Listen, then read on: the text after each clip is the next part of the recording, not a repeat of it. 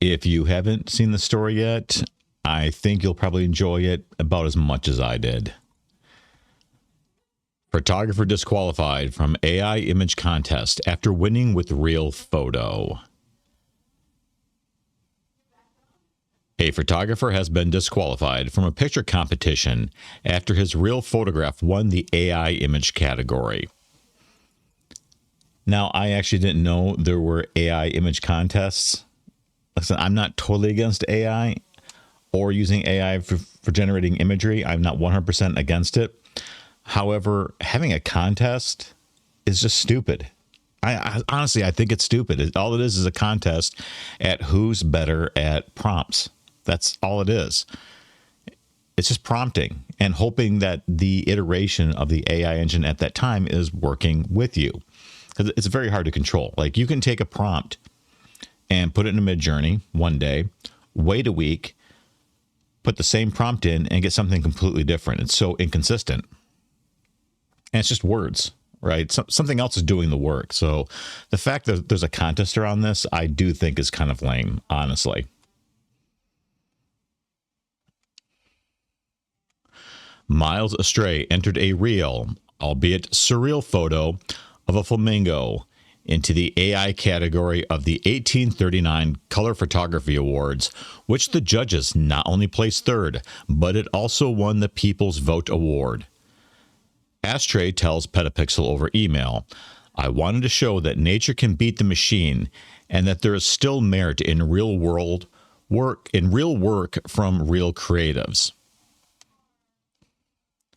After seeing recent images of AI-generated imagery beating actual photos in competitions, I started thinking about turning the story and its implications around by submitting a real photo into an AI competition.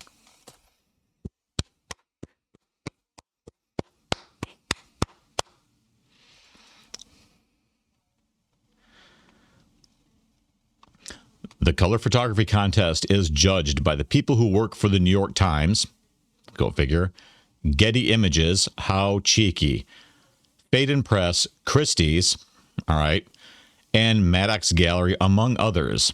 None could apparently tell that Astray's photo was real.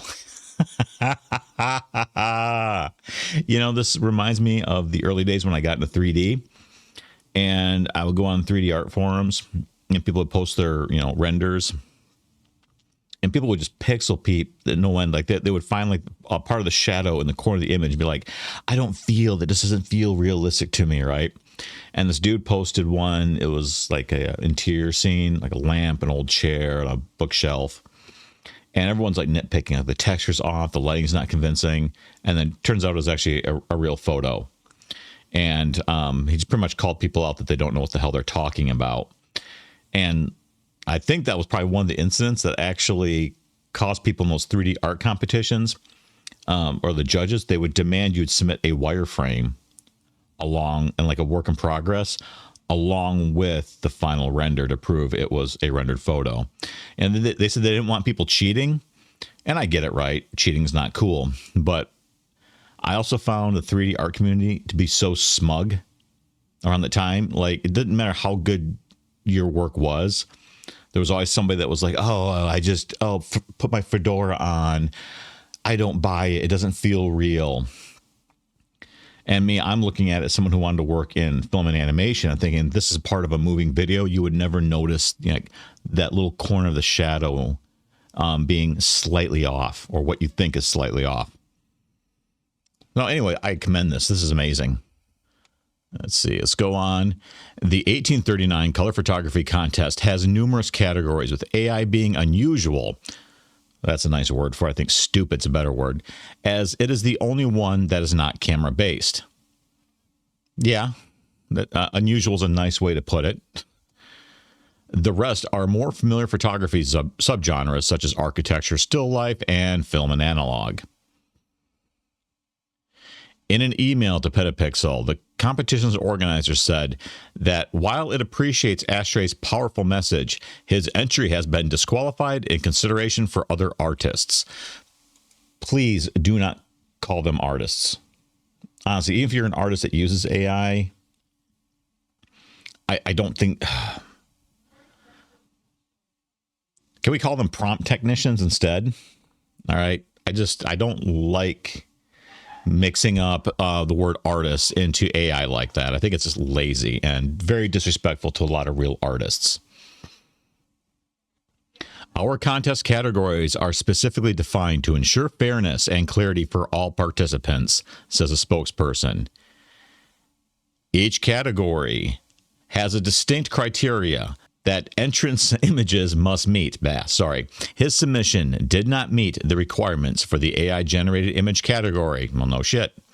We understand that was the point, but we don't want to prevent other artists from their shot at winning in the AI category. Again, please stop calling them artists. They're prompt technicians.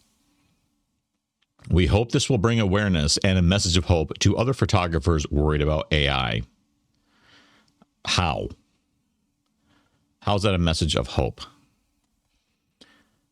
Since text-to-image models advanced rapidly a couple of years ago, leading to impressive AI images of the like not seen before, a few photography contests have fallen into the trap of giving AI images an award for photography. And yeah, I would agree that's BS. That's dishonest. That really is. Let's finish up the article here. Perhaps most infamously was when the Sony World Photography Awards gave Boris Eggleston, I probably got that wrong, a prize in the creative category of the 2023 open competition. However, I'm guessing they mean this one right here. Yeah, I mean, you can tell it's AI. Look at the right here on the hand. Oh my gosh, that's awful. Look at these hands. How did that ever... Oh... This should have never won, just because it's not, you can just tell the aesthetic is off. The judges should be ashamed of themselves, honestly.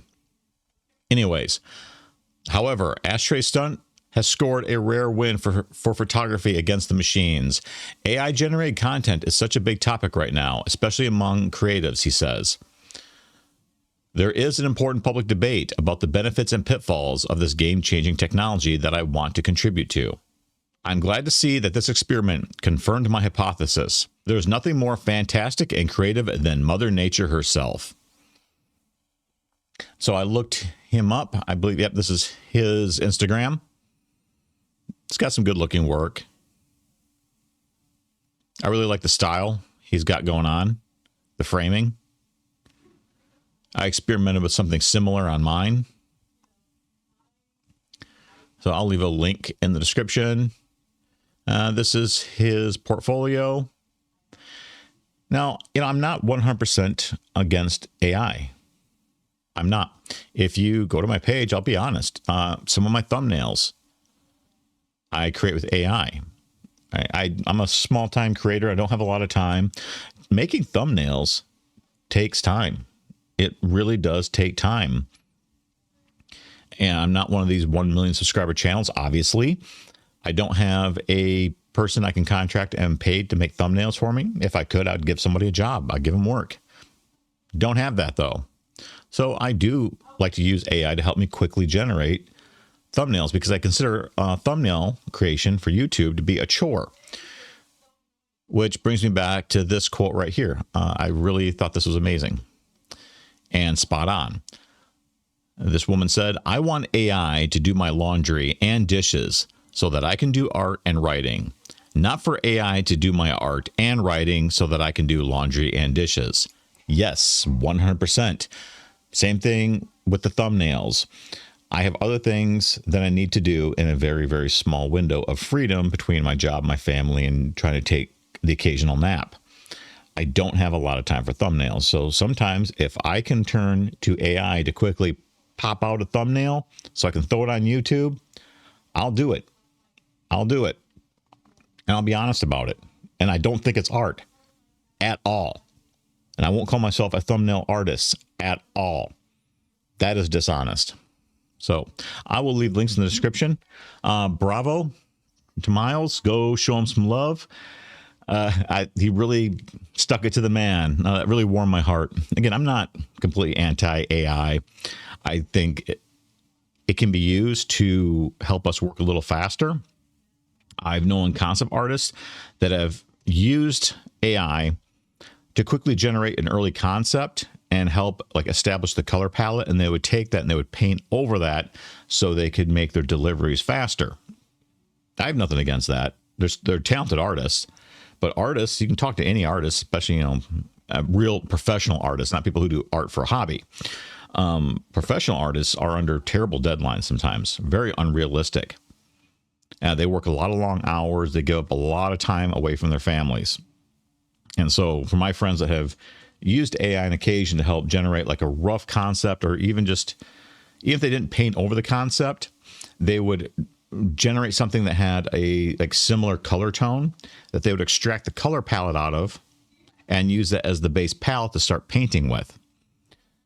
They said sometimes they would be able to generate a palette very quickly within minutes and get started. Listen, anything that helps them get the job done, get it delivered, and then go spend time with their families and not be working to midnight, totally, I support that. Now, as far as like AI art contests and calling people who enter prompts artists, I do think that is BS. All right. I just don't think they have a place in there. You can call me old and not with the times. Sure. Whatever. I just don't think they have a place. All right. That's all I have for this video. Thanks for tuning in, and I will see you again next time.